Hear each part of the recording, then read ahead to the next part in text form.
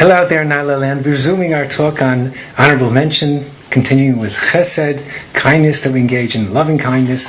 Today is Lila Nishmas Rachel Abbas Chaim Tzvi. Thank all the people in Nala from Mississippi Claver, who's the brains behind everything, and helping us out in the studio, Rabbi Shragi Bomzer. So now another very important component of chesed, not thought about as often as we should think about this. A tremendous way of being kind to others is by offering advice that can be useful. Needless to say, and we'll talk about this, giving bad advice is hardly a chesed. It's really something that's a tremendous disservice. But let's focus on the good right now. Good advice is needed on the most important issues in life, be it business, professional opportunities, raising children, even romantic issues. Therefore, the rabbis make it very clear that offering someone good advice is within the realm of great kindness. But because kind advice could have detrimental results, the rabbis caution us to avoid certain very important pitfalls, as Rabbi Slushkin points out in his book. Firstly, you must make sure that your intentions are pure and disinterested. And this, of course, is rooted, like everything else we've always been talking about, in the Golden Rule, which simply means do to others as we want to be treated. You want someone to give you good advice, make sure your advice is disinterested, you have no personal objectives, no agendas, and you're qualified to give good advice. Okay, now let me quote from the Ramchal in the Mesilas Yesharim, and he writes the following. This is in the 11th chapter of Mesilas Yesharim. The duty of the upright person is to give whatever counsel he would adopt for himself if he were similarly placed, and to be mindful only of the good of the one whom consults him, and to have no selfish purpose whatever. So what do? And this happens to us all the time.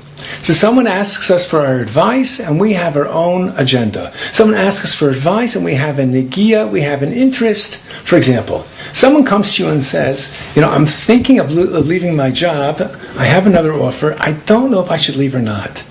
And the job that the person would be leaving would be a tremendous opportunity for your cousin, for your friend, someone you know, the child of someone you know you'd love to help out. At this point, you have a very strong bias to advise the person to leave, and it may not be in the person's best interest. So what should you do? So one of two things, because it's so easy to rationalize. You can either tell the person that I know someone in need of the same kind of work, and therefore I'm afraid that my advice to you could be colored by this consideration, and therefore I can tell you what I think, but you really have to understand that it's likely it's not objective advice. That's one thing. Make sure your caveat is very, very clear. Or alternatively, you tell the person that I have someone else, I know I'd like to take this job, and therefore, I'm saying more or less the same thing, is that make sure that you make it clear that any advice you give does not have the purity of objectivity. The rabbis, in many places in Chazal, talk about how rabbis in Dayanim and rabbinical courts and rabbinical judges, have disqualified themselves from rendering any decision if they felt they had any kind of bias whatsoever. And the Talmud gives descriptions that you would almost find comical and humorous. The slightest, when I say slightest, I mean you wouldn't even consider it a favor.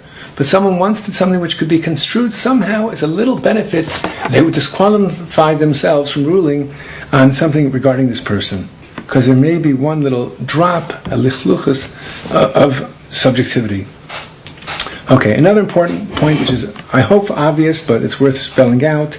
Make sure that you are knowledgeable about the matters upon which you offer your advice. It's not good enough just to have good intentions. You must have the sheer knowledge, the information, and the data, and the acumen to decipher to give the proper advice. Make sure what you say is wise, and make sure what you say is helpful. One of the sins that we confess upon Yom Kippur is that we had given poor advice. It's a crime, it's a chet, it's a felony. Okay? Very interestingly, it's like, unlike many other sins, like cheating or accepting bribes, giving poor advice is rarely done with malicious intent. But regardless, it's still a crime and it has to be avoided. Some people do something which is really quite a sinful thing, is people will offer their medications and their prescriptions to other people, and they're not competent to do this. You're not a doctor. What are you giving your own medicine? I find it somewhat appalling. Daf Yomi, where I learn, the Maggid Shir fancies himself somewhat of a non-commissioned doctor, and he's always telling people, take this pill, this guy has this pill, go to that person. This could be a dangerous situation. The symptoms may be similar, but the cases could be quite different. So I wouldn't start dispensing medications unless you're qualified to do so. So, to summarize, if you're in a situation where someone asks your counsel, make sure that you are qualified before you offer advice. If you are qualified, then it's critically important that you do the chesed and the kindness of offering advice, and it's criminal if you don't give someone advice. Furthermore, not only is it criminal if you don't, and I'll quote the Rabbeinu Yonah in just one moment, but the fact that someone doesn't ask you and you're in a position to give advice doesn't absolve you. It's like all mitzvah situations. Once you're confronted, you must act. Okay, says Rabbeinu Yonah that giving advice, he says in the Shari Tshuva, in the third chapter, the third shar,